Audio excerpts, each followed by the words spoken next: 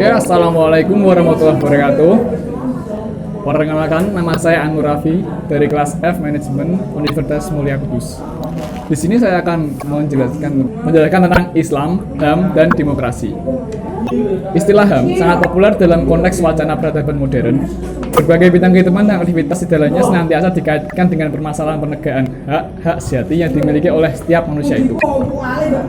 Dalam Undang-Undang Nomor 39 Tahun 1999 terdapat definisi tentang HAM, yaitu hak yang melekat pada diri manusia sebagai makhluk ciptaan Tuhan Yang Maha Esa. Hak tersebut merupakan anugerah yang wajib dilindungi dan dihargai oleh setiap manusia.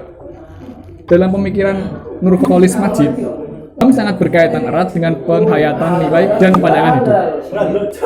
Oke, di sini saya mencontohkan soal HAM dan kemanusiaan, yaitu konflik berkepanjangan yang terjadi di antara Israel dan Palestina. Telah lama menjadi sorotan dunia internasional. Konflik yang bermula tahun 1967 ini seperti tidak ada akhirnya. Berbagai ancaman muncul sebagai penyebab dari pecahnya konflik sengit antara Israel dan Palestina. Mulai dari adanya kepentingan suatu kelompok, agama, atas sebuah wilayah, serta keinginan Israel untuk diakui oleh dunia internasional.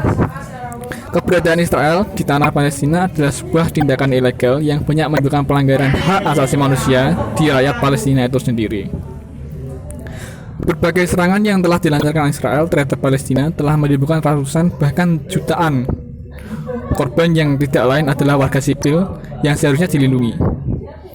Beberapa pelanggaran hak asasi manusia yang dilakukan Israel terhadap Palestina adalah pembangunan pemukiman ilegal Yahudi, penghancuran dan penggusuran rumah warga sipil, pembunuhan, serta pembantaian terhadap warga sipil serta penangkapan terhadap anak-anak dan penyiksaan di penjara.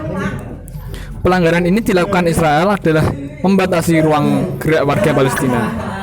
Hak warga Palestina dalam akses kesehatan, melanjutkan ke pendidikan, mendapatkan pekerjaan, perjalanan ke luar negeri, mengunjungi keluarga, mendapatkan air bersih dan penerangan, serta mengakses lahan yang mereka miliki merupakan bentuk pembatasan yang dilakukan Israel.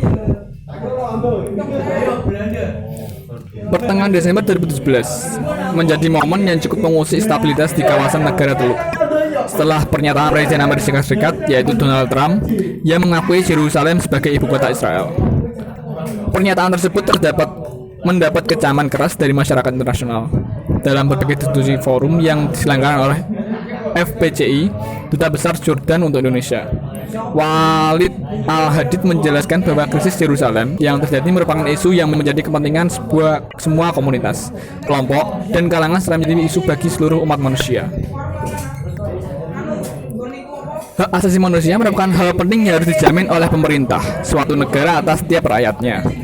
Hal tersebut selaras dengan salah satu isi dari Magna Carta yang dibentuk pada 15 Juli 1215 di Inggris, yaitu hak asasi manusia lebih penting daripada kedaulatan, hukum, dan kekuasaan. Pemerintah Palestina berusaha untuk memenuhi hak-hak tiap rakyatnya, sekalipun polisi Palestina itu sendiri sedang memperjuangkan kedaulatan negaranya. Namun, keterbatasan ruang gerak akibat serangan dan kecaman yang dilakukan oleh Israel membuat pemerintah Palestina tidak bisa mempertahankan hak rakyatnya secara utuh. Sehingga bantuan dan dukungan dari masyarakat internasional juga menjadi hal yang penting bagi masyarakat Palestina.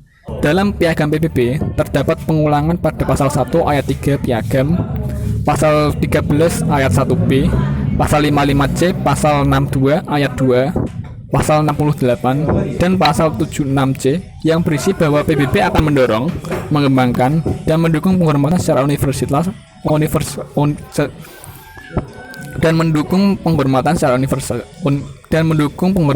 universal dan efektif hak-hak asasi dan kebebasan pokok bagi semua tanpa membedakan suku, kelamin, bahasa, dan agama.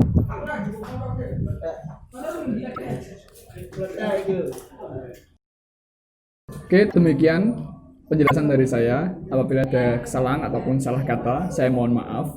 Wassalamualaikum warahmatullahi wabarakatuh.